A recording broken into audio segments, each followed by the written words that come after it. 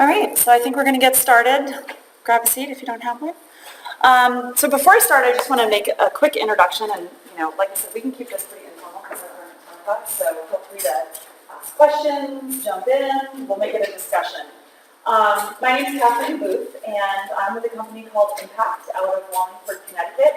A little history before I jump in. So my husband and I actually owned our own promotional products distributorship for a little over 10 years.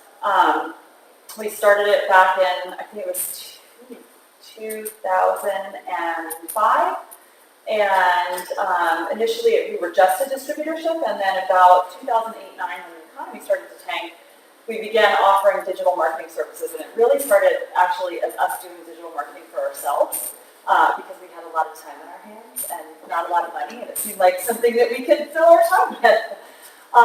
And it worked out for us, and so we then got requests from other people to start helping them, and that was actually the beginning of a major shift in our business. And by the time we sold the business, which happened about 4 months ago, we were predominantly a digital agency. So we did just exit out of the company in June. We sold to the company that I'm now with, which was a friendly competitor, so it's kind of a new phase in life, but I do come from a promotional products background, and have made the shift from promotional to digital marketing. So this is a topic that's kind of close to my heart, and also how distributors and other people in the industry can use digital to grow their business. So before I jump into the topic, I'm going to tell you a little story, but I want to start with a question. Who knows what this is? Stick figure family. Right. Isn't this, you've all seen this, right, on the back of cars? It's a sticker, it's meant to show how many people you have in your family. Well, I did not actually have one of these, but I think it was 15, 16 years ago, I moved from Washington, D.C., where I was single and, making good money and living a fun life. And I moved to Annapolis because I needed a change of pace. And within 6 months of moving there, I met a man who became my husband. And he actually had 3 children from a previous marriage. And so I went from single, footloose, and fancy-free almost overnight to like a soccer mom. I had 3 kids, we then got 2 dogs, and then I got pregnant and we had a 4th. So it was like within the span of 2 years that all happened. It was kind of crazy. And so that's what my family looked like. It was back in 2012. And at that time, this is the car I was driving. It was a Toyota Corolla. And you can imagine that family does not fit in that car. So I was presented with this dilemma of what do I do? And I obviously need to get a new car. And I have no idea what to get, because I've always been just a single person who could have anything as tiny as I wanted it to be. So this was a big leap for me, and I had a lot of research to do to figure out what the solution was going to be that could fit myself, my husband, our 4 children, and our 2 dogs, and all of our stuff in one vehicle. So what I did is what most of us would probably do. I turned to Google, and I started researching, and literally had no idea where to start. I mean, I was the person who always told myself, you will have to cart me off, over my dead body while I drive a minivan. But pretty soon I came to the realization that I was going to be driving a minivan. And so I literally Googled, what is the best minivan for a large family?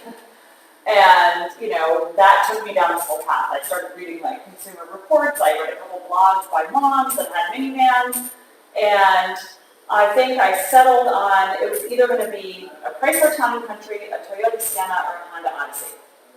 And then, having narrowed it down that far, the next thing was, what vehicle is my husband going to fit in? Because he does not like to be a passenger. So when we go places all together, he needs to be able to drive in and be comfortable. And he's a tall guy, he's like 6'4". So the next step was to start Googling, spaces, interior, getting a sense, narrowing down. So we started to narrow down further and got to the Sienna and the Odyssey. And I promise you're going to know in a minute why this is all relevant. And then we went, before we went to the car dealer, I then went online to all the dealers in the surrounding area, and I got quotes for Siennas and Odysseys to try to figure out what paying, and I, right down to the make, the model, the trim package, you name it. I was kind of amazed I figured this all out because I had actually never bought a car in my life before this. I'd been living in the city, so the Corolla I had was a hand-me-down from my mom when she no longer needed her car. It's my first car buying experience. Incredible what you can do online. So, long story short, or shorter than it was, we get to this point where I have all these quotes. I'm like, I know exactly what I should be spending. It's one of these two cars. So there's a Honda dealership in Annapolis, Maryland, where I live, and there is a Toyota dealership. And so we go to each, and of course I walk on the lot, and the salesperson comes up and says, how can I help you? And I'm like, I'm either going to, Toyota guy, I'm either going to buy your Sienna or I'm going down the road to the Honda dealer. And if I buy your Sienna, here's what your 5 competitors have said they'll charge me for this exact car. I know you have it on the lot. Beat the price or, I'm out. So that's kind of like what car buying has become these days, right? So lo and behold, I wound up with the Honda Odyssey. Gave it many, many good years of family riding. It looked totally trashed by the time I got rid of it when my youngest was out of his car seat and my oldest stepkids had gone to college.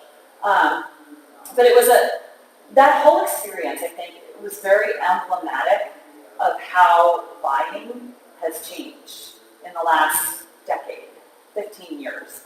It wasn't really that long ago that you couldn't do all that online, and you had to go to the car dealership and kind of put yourself at the mercy of the car salesperson, and that was a terrible experience. And you felt like you were at the mercy because you didn't know as much as they did, and you kind of had to just trust that what they were saying was true. Well, that's very different now, and now we as buyers, whether we're buying a minivan or a new TV or a pair of running sneakers, we actually have all of the power because there's so much information online. And that is a massive shift that has incredibly huge implications for every single business in this world right now. So a little bit of a pop quiz. Does anybody know the significance of the number 70% as it relates to what I'm talking about? Take guesses. There's, no demerits or wrong answers. 70% of business owners don't put anything on their website. Probably Product knowledge. Probably very true. That wasn't the number I was thinking of, but you're probably not far off. 7% of consumers shop online or get information online before placing an order. Very close. The number's closer to 80, but very close. 7% are ready to buy by the time that they go to your website. Closer. It's like, I feel like this is my kids. Warmer, warmer. So, okay, I'll put you out of your misery. Most people get 70% of the way or more through their personal buying process before they're willing to speak to or have any contact with a salesperson. And this data comes from Google because it can track everything we do before we have that first point of contact. So think about that for a second. And let's go back to that car example. Before the internet became such a big thing, it used to be that we would go right to the lot, and we would be very early in our buying process, and we would go and talk to the salesperson. I can remember when I was younger and my parents would want to buy a television, we would go to Sears and stand in front of a wall of TVs, and we knew nothing. We just would go in and talk to the salesperson. Running sneakers, as recently as a few years ago, I would go in and be like, I need a new pair, I don't know what it is. So much of that has changed. Now virtually everything we buy, in some way or another, we're looking online for more information. We're educating ourselves to the point where we feel we can walk in the door and speak to that salesperson and really be armed with the information we need to not be taken advantage of, right? That's what it's all about. We don't want to be taken advantage of. So that number is critical, and what it means is that the job of a salesperson has changed. So think about our car salesperson. Really, their job now is to close the deal, not to so much sell you. They're really negotiating price at that point. You've walked down that lot and you already want to buy the car most of the time. So if the salesperson isn't really selling or isn't selling as much as they used to be, who is?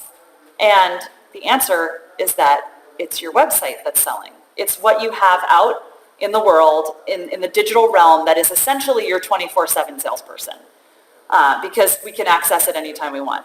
Would it be helpful if I close this? Come on in. Let me know if the noise gets distracting and I'll shut it. So here's a couple of other pieces of data that I personally find to be very, very compelling. I think you mentioned the number of people that start their buying process online. So it's actually 80%, and that number is climbing. So when we decide we need something, at least 80% of the time, we first go onto the internet to do some kind of research. Again, Google knows so much about us because we do so much on there. And it knows that the average purchaser looks at around 10 pieces of online information before they buy something. Now that number changes from industry to industry, and Google actually has a lot of research on this. So for example, in technology, it's 14 pieces of data. So you can go to Google and look through their research. They've published it online. 66% of people who see an ad perform a mobile search. So you're driving down the highway, you see a billboard. You open up a magazine, you see an ad. You see a pop-up online. Regardless of where you're seeing that advertisement, for most people, the next step is to go online and search something about it. Anybody have any thought as to why that is? Do any of you do that? Why do you do that? The more information we can gain before we decide, the better. Yeah. Again, you want to feel forearmed, right? Also, would you agree that sometimes you look at advertisements and they make pretty ambitious claims and you're not always sure that you believe them? Or that advertisements can be deceptive? So one great way to see if what an ad is saying is an accurate representation is to go do a little bit more research on your own. So I'm not saying advertising's dead, but even with advertising, people are still looking at your online presence. I'm assuming all of you have a smartphone in here. So 90% of smartphone owners, which effectively is 90% of the, purchasing age population at this point, use their phone to access information about providers of goods and services. So how many of you are predominantly in the printing industry? And anybody in like the promotional products? Okay, so you guys are all perfect examples of the types of services and products that people are going to purchase probably from a local provider. And they're going to go online and Google something having to do with that. Either, what's the closest printer to me, or where can I have a sign printed in my town and put the town name in? Who can print me a banner? Where can I get mugs with my logo on them? Whatever that search is, those are both industries that very much fall into this category of people looking for local providers. So 90% of people are using their smartphone, not just the internet, their smartphone to do this. So everything's moving into a direction where it's mobile. And 87% of that 90% take a specific and direct action as a result of what they find. So they're either looking for directions so that they can drive to your business, they're looking for your phone number so that they can call you, or if you have some kind of shopping cart on your website, they're buying something. So there is a direct data-backed correlation between the information you have online and the contacts that you make with your buyers. Yeah? It's my understanding that most of those statistics apply to consumer-based products versus B2B, which is what we do. Can you support that? Absolutely. It all comes from the Google research, and they break it down by industry. It's not all consumer B2C. product. Yeah. It's not all B2C. Nope. So that is 90% of all smartphone owners, B2C or B2B. Yeah, because if you think about it, we're so mobile, and I mean mobile as in we move a lot, not just mobile device these days. So you've got, if you're B2B, which my business is, you have people who are in their cars going from meeting to meeting who need to call up information, or maybe they're somewhere sitting in a meeting. Like if I'm boring you right now, you might have your phone out and looking for information.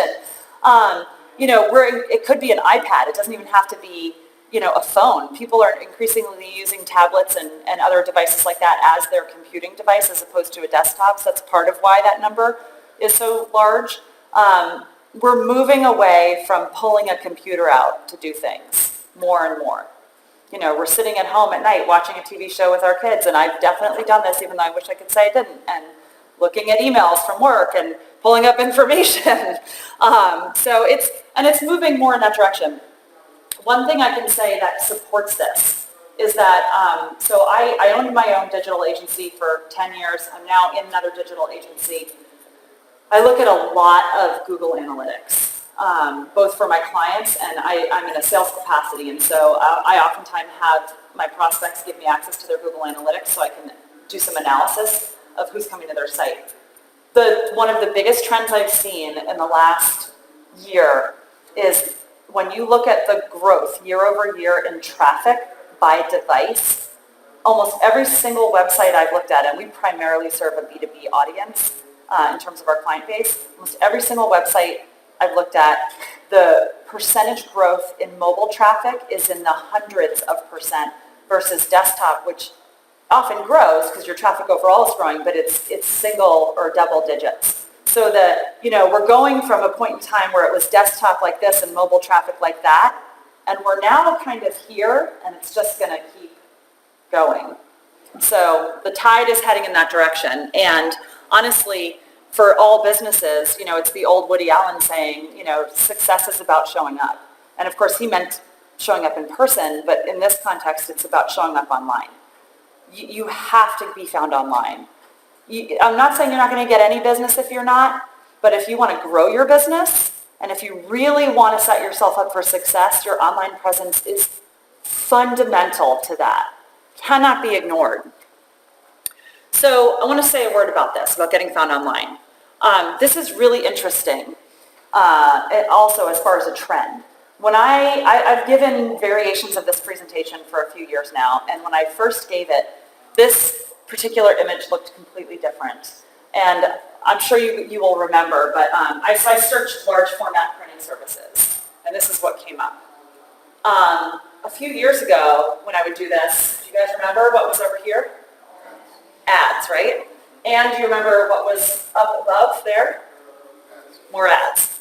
And so it's interesting, when I used to give this, I would tell people, fascinatingly, 20% of the clicks on search engine results pages used to be on ads, and 80% would be on the organic results, which is what you see here.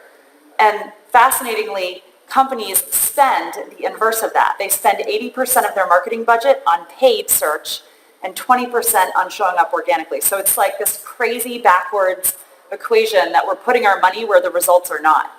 So since I started giving this, Google got rid of the right sidebar ads. Anybody want to guess why?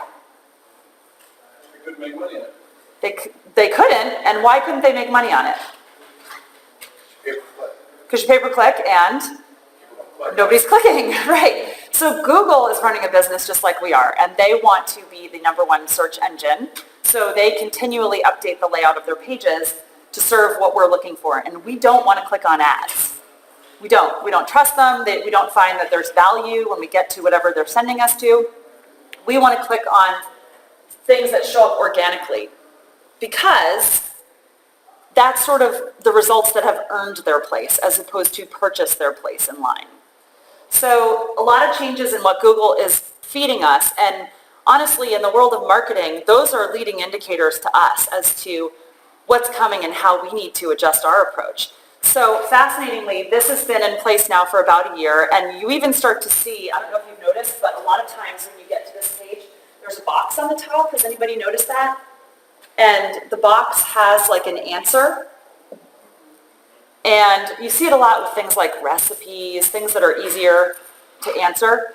So I didn't ask what is large format printing. I just put in large format printing services. If I had said, what is it? You would probably see an answer box up there. And that's a new thing too. Google's trying to answer your question right on the search engine results pages, which is scary because what happens if they're able to answer my question right on the search engine results page? Nobody will click on your site. Nobody clicks through to anything. They don't have to because Google has given me the answer. Now, what the information in the answer box does come from websites. Anybody want to take a guess as to which website fulfills 80% or more of the answers? Wikipedia. You got it, Wikipedia. So we are all now competing with Wikipedia to show up because Wikipedia has covered so much. Now, Wikipedia can't get as detailed as we can get on our topics. It might be able to answer what is a large format printing service, but it can't go into all the nuances and the specifics around cost and how do you do it and that sort of thing. That's what printers can do, or promotional product distributors. There are other topics that you're going to be able to answer better than Wikipedia. So there's an old saying, the riches are in the niches. When it comes to getting found online, that is 100% true. You are never going to beat Wikipedia, so you want to get found for really specific things. And the good news is that somebody searching for something super specific like that, if they're finding the answer on your site, they're a really good lead for you, because they specifically are looking for information that is very niche-y, that has to do with exactly the business you're in. As opposed to, we'll go back to promotional products, searching mug. I want a mug. Well, not everybody who wants a mug wants a branded mug. Not everybody who wants a branded mug wants a branded mug made out of recyclable corn plastic.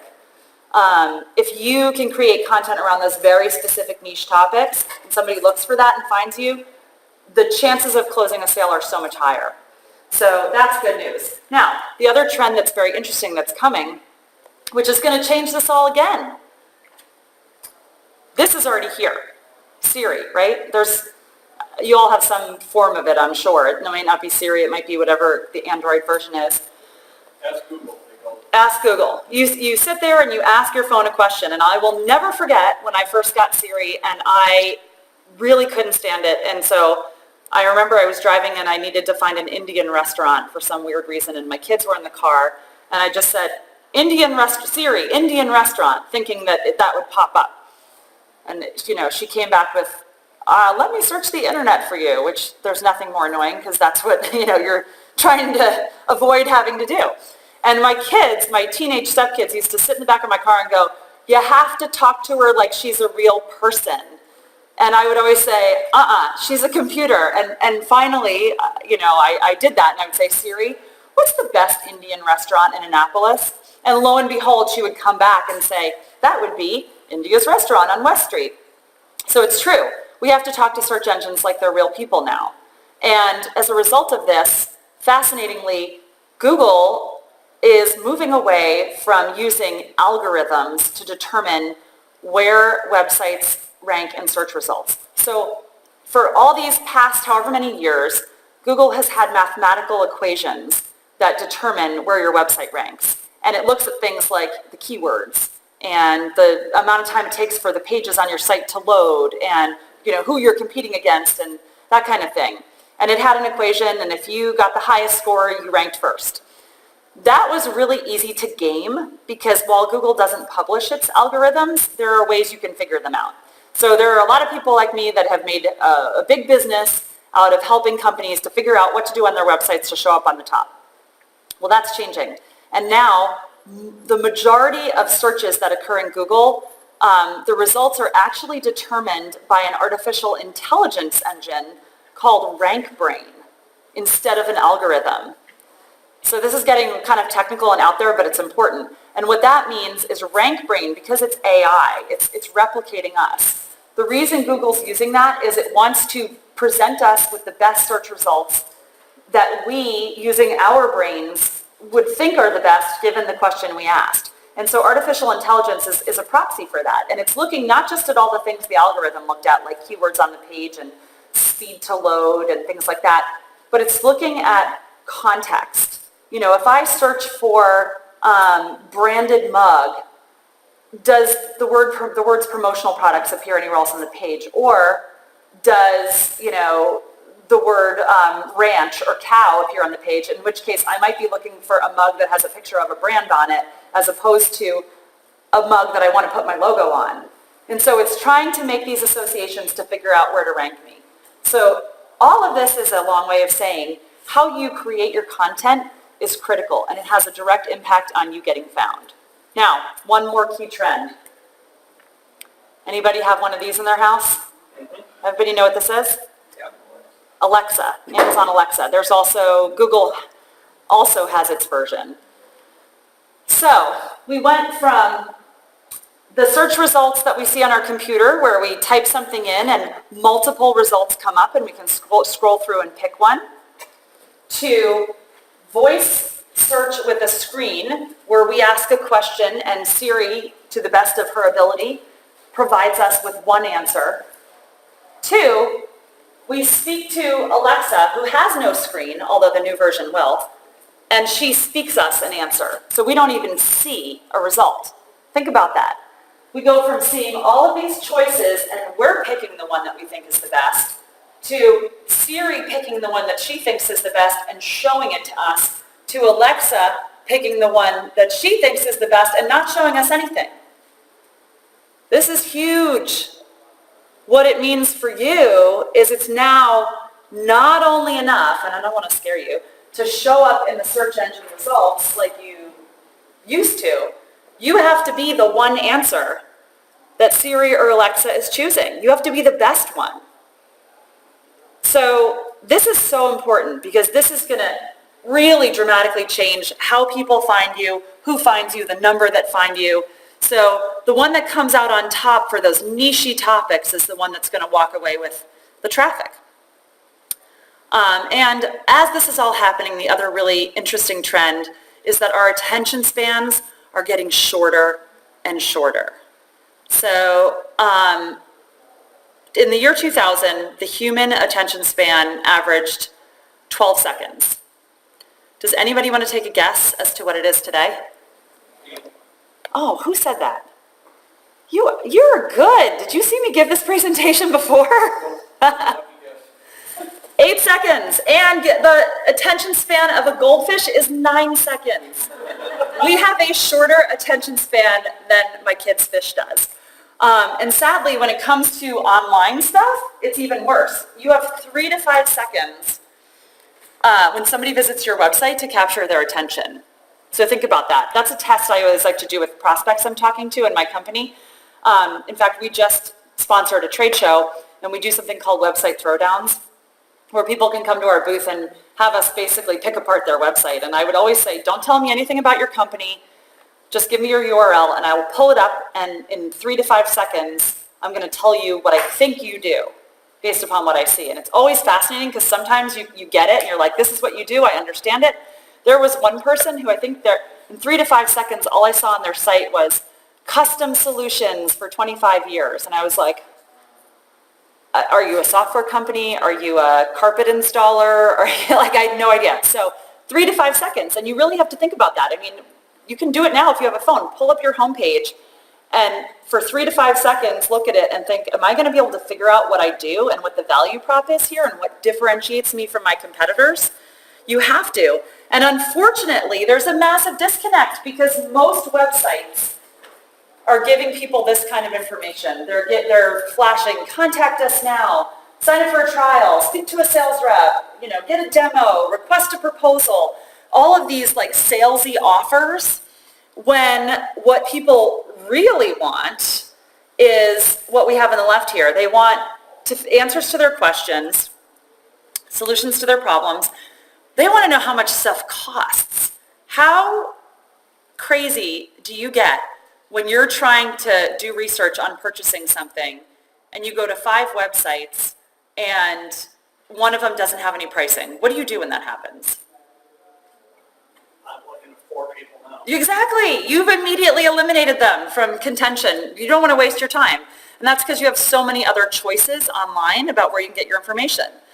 We want reviews. We want to figure out who's the best in a certain product or service category. We want to know what are the problems or challenges that people have with your product or service. Because we don't believe you when you say everything's amazing and great and we're perfect and we're number one. Everybody has some problems. And that's why, for example, when people go on to Yelp and they read reviews of restaurants, people actually trust and like restaurants with some bad reviews better than restaurants with 0 bad reviews. Because we don't trust the guy with 0 bad reviews. We think that he got his whole family to go on and give him 5 stars. and not any actual customers. And sometimes that's what happens. So we want to know what the problems are. We want to have some comparisons, some verses. What's the difference between the way you do things and your competitors do, or between two different kinds of printing techniques? Like, we want to be able to come in informed, and we want to know how. How do I do these things? Most websites don't give us what we want. Why do you think that is? They don't want to, they don't know they want to, Why do you think they don't want to? because they want you to talk to them. They do. They want you to talk to them. But as we covered earlier, we don't want to talk to you until we're at least 70% of the way through our buying process because we don't trust you. So why else do you think companies might not want to give this information out on their website?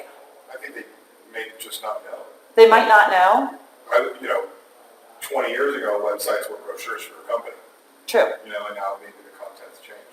Why do you think, let's take pricing, for example, because that's one that I hear a lot of pushback on. Why do you think people don't want to talk about their pricing? Competition. So let me ask you guys a question. Do you have a sense of what your competitors charge? No. Really? Yes. Should have. Most times, everybody I talk to is sort of like, yeah, I know what they charge. I mean, do you think that they probably know what you charge? Probably. So the reality is we kind of know. And if we don't know, we have ways of finding out. You can send your brother in to get a quote on a print job or on a promo products order. There are lots of ways to find this stuff out. You don't need it to be on someone's website. And as you were saying earlier, if we don't put pricing on our sites, the result is people just immediately take us off the list because they're so frustrated they know they can get it from somebody else, right? I don't think that's true in this industry. You don't have to have prices up there for your promo product or your print. You don't have to have prices, but you have to have some indication of cost. You don't have to say it is $5. You need to give people, it ranges from this to this depending upon things like, for example, in the promotional products industry, I was in it for a long time. People want to understand, does it have to do with end quantity pricing? The more I order, the less I pay. There are setup fees. So if you're doing repeat orders, maybe there's some savings there. If you're printing and there's multiple, like doing a screen print on a t-shirt, the number of colors might have to do with your pricing. You can talk about pricing without coming out and saying this is the cost, but people want to have an understanding, especially if you have competitors that are talking about it. If they're talking about it and you're not, you're going to be at a disadvantage. I'll respectfully disagree with you. I just don't think. I like it. Good, because we need to have a little back and forth and work it out. I will tell you that, so again, I'm with a marketing agency. I've been doing this for 15 years. When I look at Google Analytics, and also there's another tool called Hotjar, which is fascinating. You can put it on your site. It doesn't cost much. Hotjar does heat mapping, and it shows you where people are clicking, where their mouse is moving, and it actually records individual visitor sessions.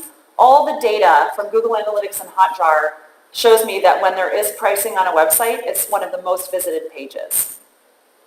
So there's definitely data to back it up. And it's not to say that there might be cases where people don't talk about it and do fine, but the cases where it's there, it definitely attracts visitors. So there are lots of reasons why people don't answer these questions on their sites. One of the reasons I often hear has to do with process, the way we do things. Anyone want to venture a guess as to why somebody might not want to talk about process?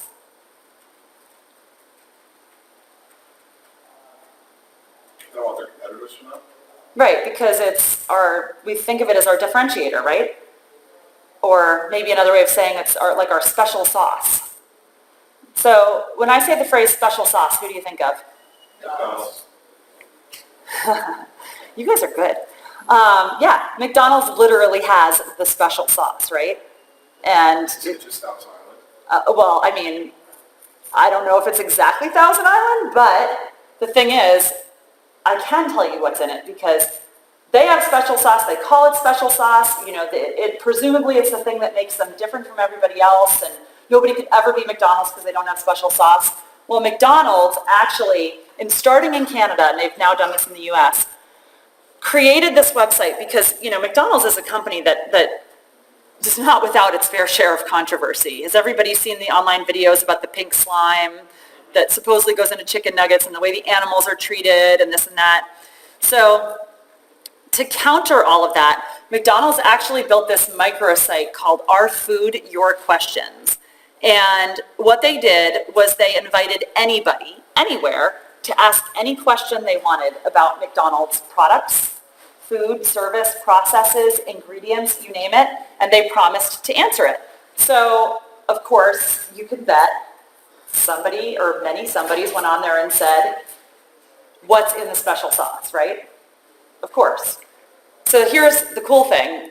That was the question. What is the special sauce made of? And this guy, Morrow B. from Nepean, Ontario, asked it. And the answer from McDonald's was, we assume you're asking about our Big Mac sauce, Morrow. It's made using a combination of ingredients, including relish, frozen egg yolk, garlic powder, vinegar, and salt. See the rest of the ingredients. Check out page 7 of our food facts guide. Or if you're in the mood for some home-style cooking, check out this video of McDonald's executive chef Dave Coudreau making special sauce from scratch. It's like the Food Network for McDonald's. And whenever I put this up, I always laugh because I think when this Dave Coudreau graduated cooking school, do you think that he thought, I'm going to be the executive chef for McDonald's? But actually, more people are probably eating the food that he's created than any other chef in the world. So there is something to be said for it. So McDonald's literally is giving away the recipe and created videos to show people how to make special sauce. So if McDonald's can do this, then I feel like we can all do this. And beautifully, this was from 2012, this answer. Have you seen anybody, Burger King, Wendy's, introduce special sauce on their menu? No. So it's McDonald's differentiator. They were the first out of the gate with it. They're very publicly owning it and sharing it. And nobody's copying it because they realize that's not going to be how they win by looking just like McDonald's. And so I think that's a lesson for all of us. Don't be afraid to share some of the stuff that we think is our special sauce. Now, if you have patents, trademarks, you have true IP, that's a little bit different. But most of what we do, honestly, isn't true IP. It's stuff that other people can do. So shine the light on it and talk about it in your content. The bottom line is, literally, every one of us is in the same business. We're all in the business of selling trust. We don't honestly sell products or services or anything. People are going to buy from us because they trust us the most and they see value. And value is the combination of quality and fair pricing. It's not always the best pricing. A great example is my teenage stepson, who was incredibly impulsive when he decided he wanted a hoverboard. And he went online to Amazon to look at hoverboards. And of course, there's the $400 hoverboards. And then there's like the $40 one that comes from China. Now, you and I know, because we're not super impulsive, that the $40 one is the one that's spontaneously combusting and lighting on fire. And, you know, we would never buy a $40 hoverboard. It's way cheaper than the $400 one, but we don't trust the provider of it. You know, it takes somebody who's just come into their first $40 and can't wait to spend it, who doesn't have the experience to spend that money. That's not a sustainable customer base. So an educated buyer is buying on trust and value. So if you believe that, then what your job really becomes is to develop trust. And if you also believe that people need to get 70% of the way through the buying process before they'll speak to you, and that 90% of buying decisions start online, then you know that really the only way to build trust and to get somebody to come talk to you is to do it online, because they will never call you unless you do that first. They're going to narrow their list down based upon what they read on the internet, and you will only get a call if they feel they can trust you and if you've provided good information. So how does this relate to you guys? I want to bring it back now and get a little bit more concrete. Quick quiz. You're all here presumably because you're looking to grow your business. So I always look at businesses and lump them in two categories. There's lifestyle businesses where you have that person that's just kind of like, I'm going to make a little money. I'm going to have a good life. I'm not going to let it consume me. I'll do that job. And then when I retire and the business goes away. Then you have people who are interested in building a growth business, who want to make it larger, who want to truly accumulate wealth and who want to either be able to sell that business or, exit in some way that's meaningful. And so that's the difference between a lifestyle company and a growth company. What do you think is the key differentiator there besides the attitude and the intent of the founder? Any questions? In time and money. That's for sure one. But you can invest a lot of time and money in a lifestyle business and not have it go very far. And you can also invest a lot of time and money in a growth company and not have it go very far. What makes growth companies grow? New ideas, products. Customers want to work with them. Yeah, but you can have new ideas, you can have great products, you can even have great customers who really like you, but still not grow because maybe you can't keep them after a while, or they churn, or your customers don't grow, your customer base doesn't grow. It's predictable, scalable revenue. It's having, not having your revenue source depend upon Sally, who's a great saleswoman and who can make it rain. Because as soon as Sally, decides to retire or gets another job or goes on disability, if you're, basing your growth on her ability to bring the business in, you're done. And it could be 10 Sallys, you know what I mean? But organizations that grow purely on sales and people's ability to bring in business are at a big risk. True growth organizations develop a source of revenue outside of salespeople that is predictable and scalable. It's not to say that salespeople aren't involved, but it doesn't rely on always hunting for the next deal. So that's really what this is all about. Content is at the heart of how you develop predictable, scalable revenue because you need to get found online. Content is what gets you found online. If you're getting found online, you can convert that visitor traffic into leads for your business and fill your pipeline. So this is really what it looks like. There's a huge world for all of what you guys do, printing, promotional products. The great thing about those businesses is that just about every company in the world needs what you do. Everybody at some point buys promotional products. Everybody at some point needs to print stuff out. So it's an immense ocean full of prospective clients. Now, the downside is that there's also a lot of providers in the industry, so differentiation is a challenge. But the good news is that 90-some-odd% of promotional products distributors and print shops do a terrible job of online marketing. So if you're one of the few that does a good job, you can really stand out and capture that.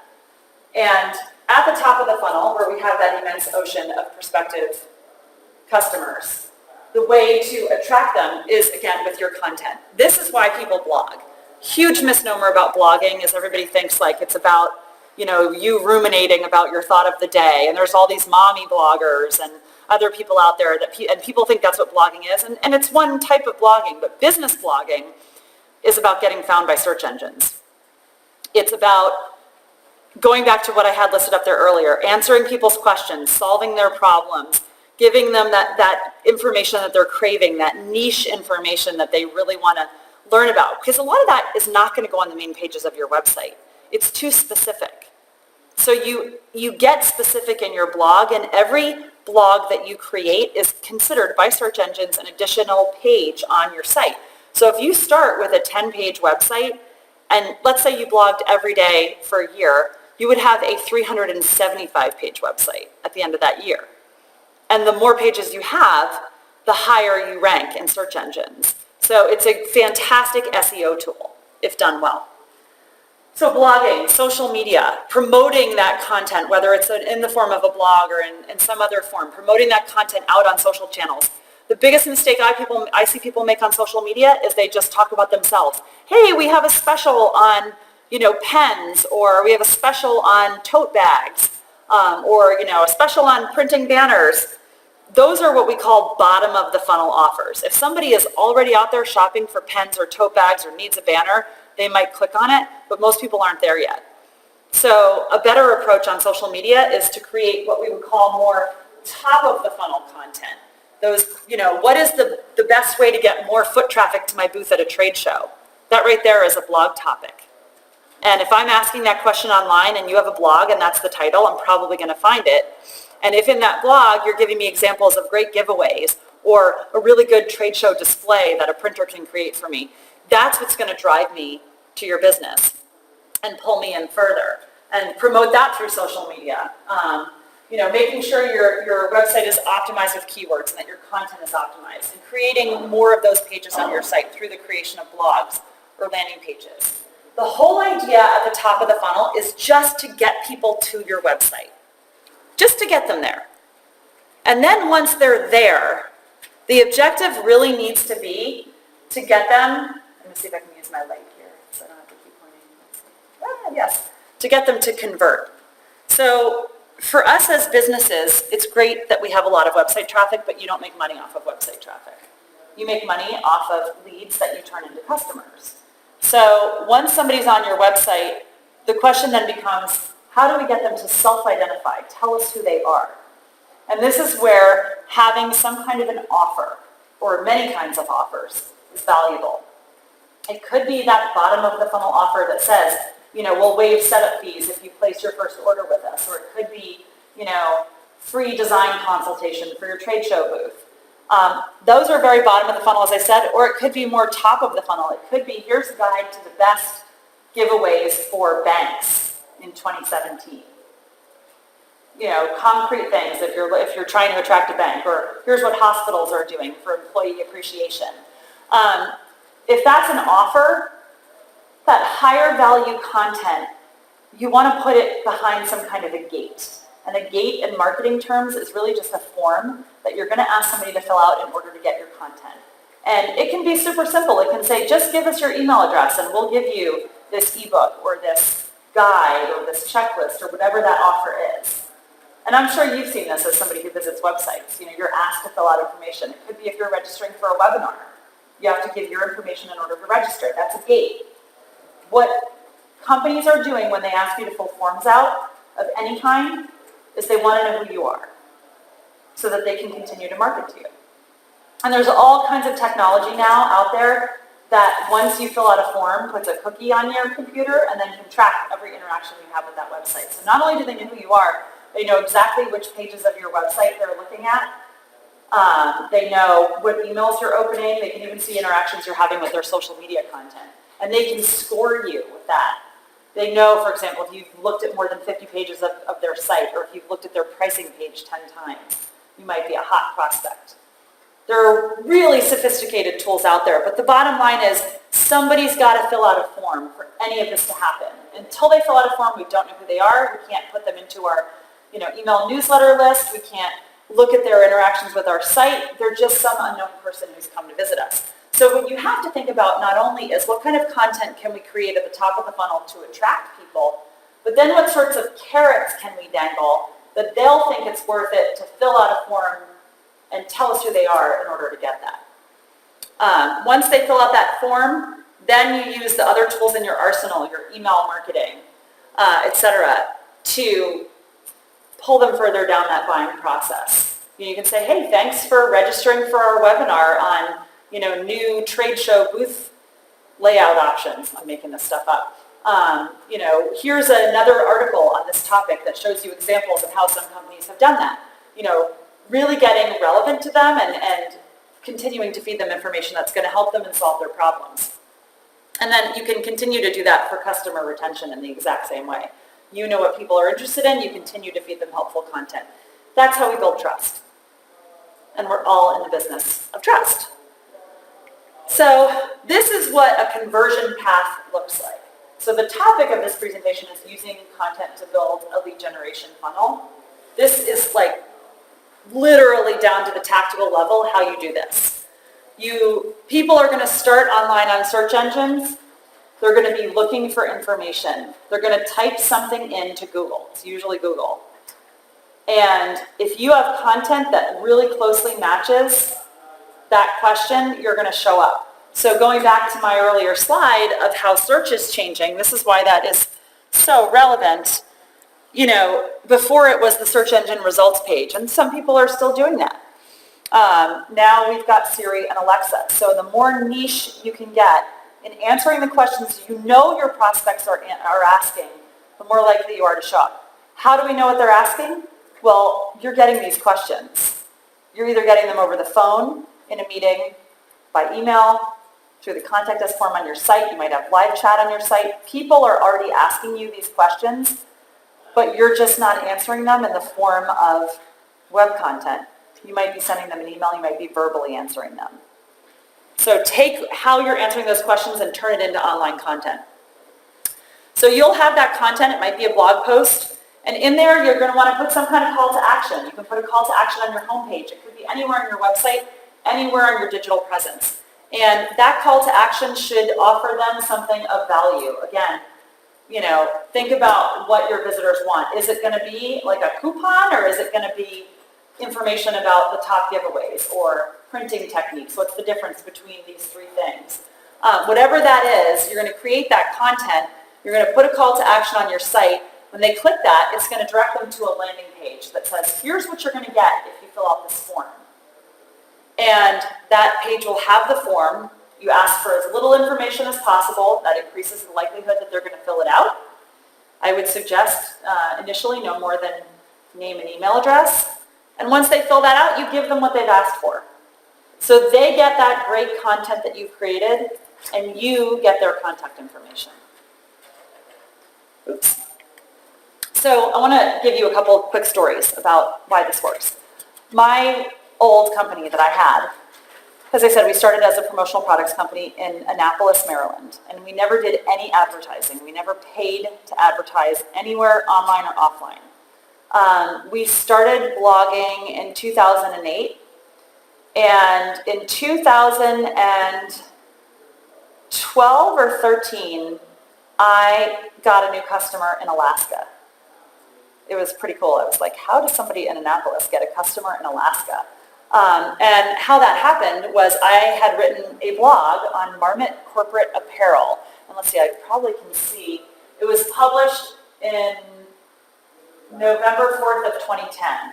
So we started blogging in 2008. This particular blog went up in 2010. And in 2012 or 2013, randomly we get this call from a company in Alaska that says, I read your blog, I found your blog on Marmot corporate apparel. I need to order 50 Marmot jackets with my company logo on them. Does anybody here sell branded apparel? You know how much Marmot jackets cost, right? And like 50 Marmot jackets, I was like, sweet, that blog is awesome.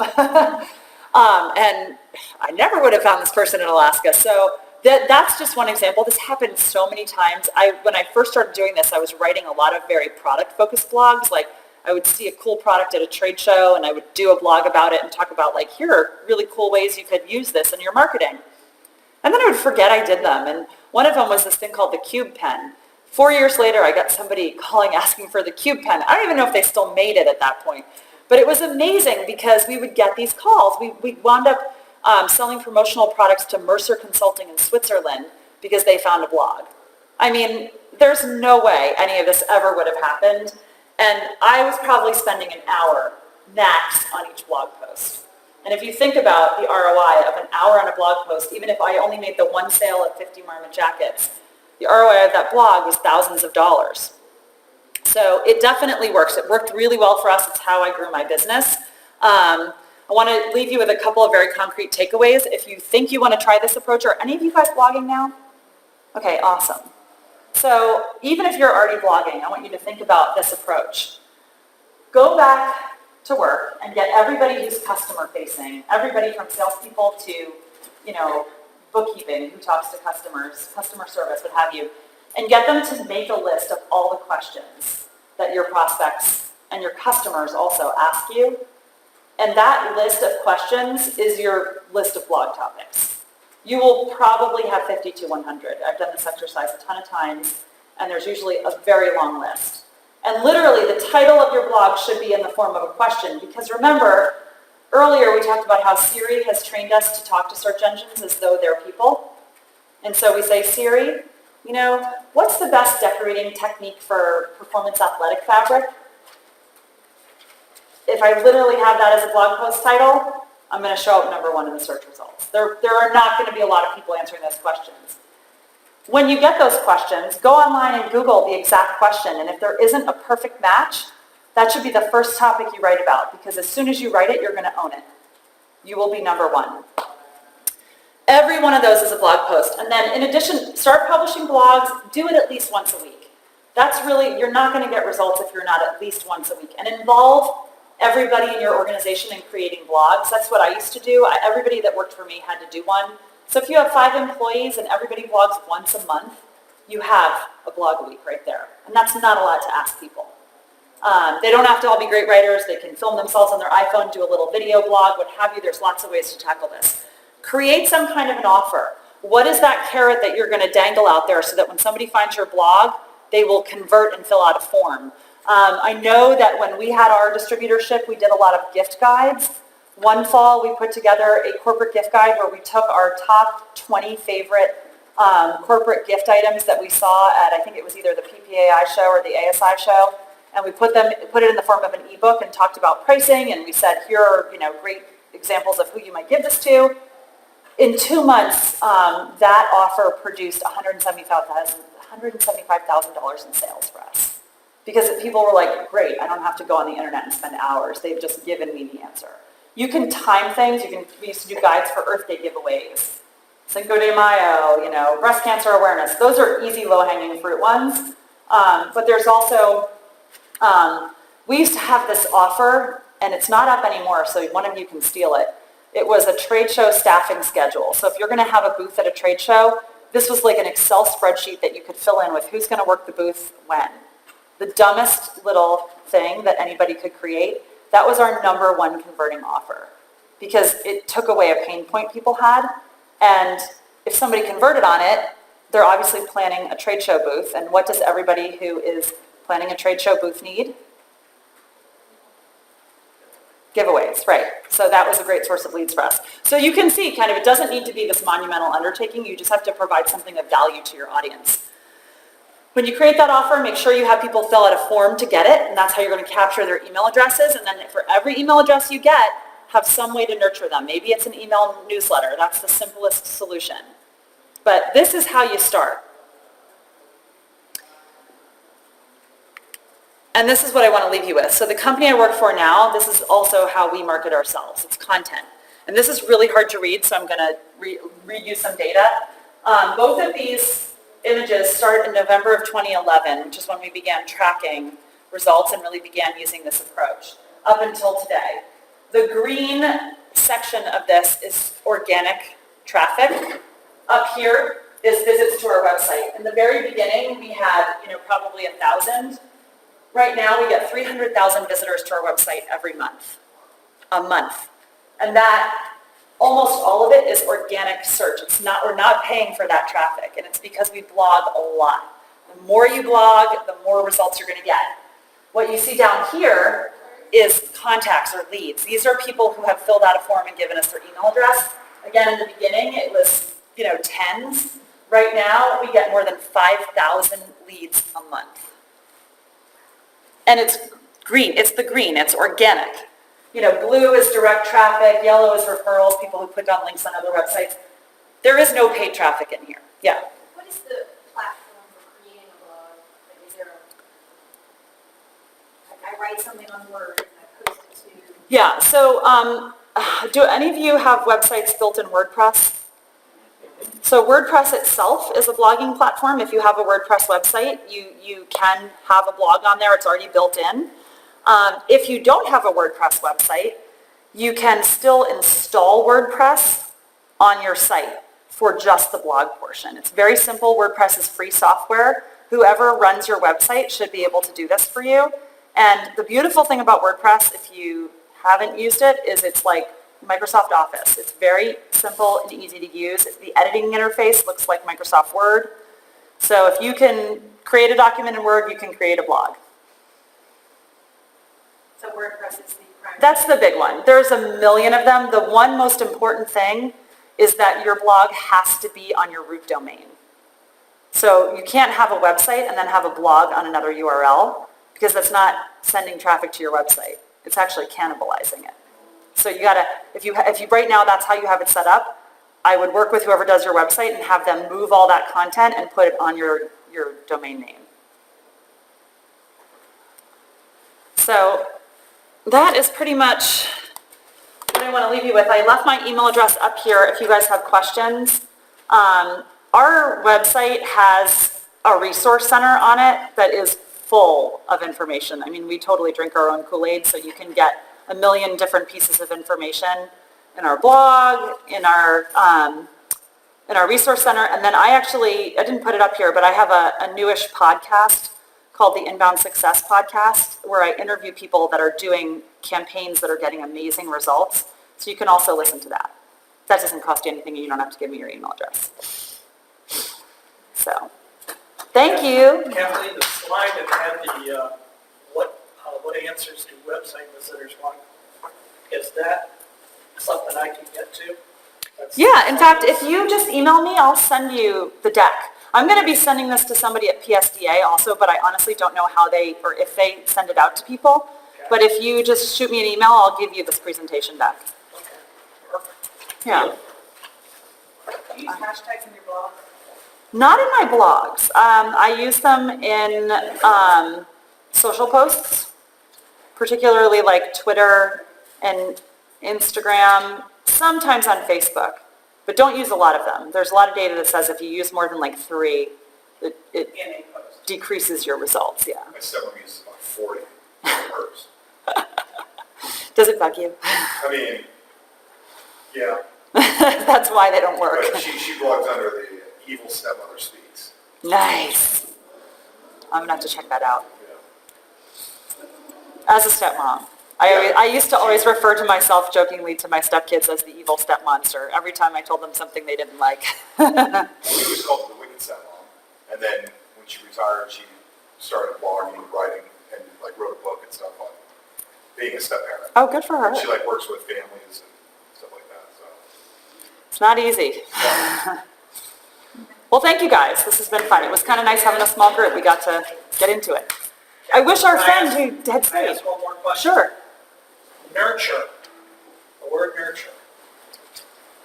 When I'm on a site and I'm filling out that form, my hesitation is, man, I'm going to hear from this guy every 24 hours. So, I guess, what do you mean by nurture? Is there a way to nurture without, being something that the guy's going to unsubscribe Yeah. from in a week? And that's what everybody thinks, and that's why people don't fill those forms out unless they're ready to, especially forms that are like contact us or request a demo. If that's where you have to use your judgment. If somebody's filling out a contact us form, go ahead and contact them, obviously. If they're filling out, I want to get the gift guide, I wouldn't immediately call them. I would put them either into an email sequence where maybe they're getting an email once a week for the next few weeks. And it's not like, hey, let's meet. It's, here's another really helpful piece of information. Like if I did a corporate gift guide, the next email I sent out might be like, if the gift guide had 24 products in it, I'd be like, here's the 25th one, this really cool bonus one that I wanted to share with you. And then the next one might be, did you know there's 3 months until Christmas and lead times on products are typically X? Here's a guide for you to understand how far in advance you need to order. We used to have another giveaway. It was literally the form we would fill out internally. It's like, here's the information you have to have when you're ready to order. You want to know your in-hand state, your PMS colors, You can have that be your offer. But you got to use your judgment, for sure.